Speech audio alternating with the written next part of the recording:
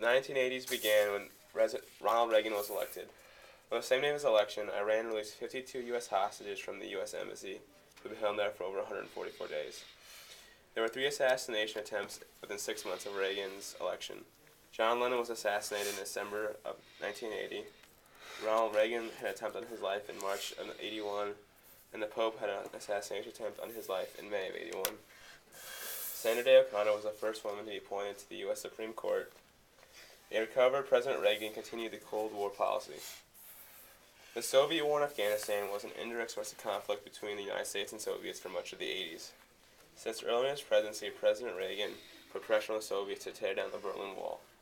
President Reagan and the Soviet Premier Mikhail Gorbachev reached the Intermediate-Range Nuclear Force Treaty.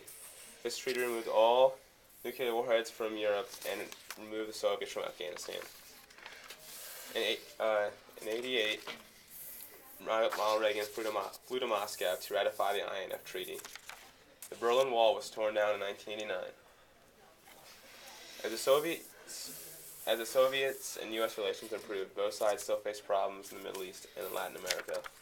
Some U.S. government officials were found leaking money to Iran in exchange for prisoners. This was called the Iran-Contra affair. Those found guilty were removed from office. President Reagan also started the U.S. war on drugs. President George Bush was elected in 1988. From 1981 to 1985, the Pentagon's budget increased from $150 billion to $250 billion. Much of this money was spent to develop nuclear weapons.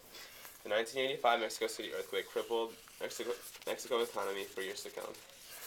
The 1987 stock market crash was the second biggest in U.S. history.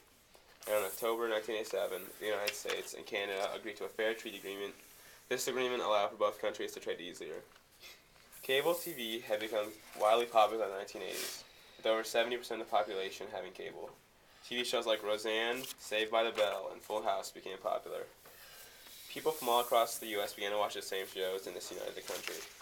MTV, sports, and movies became extremely popular.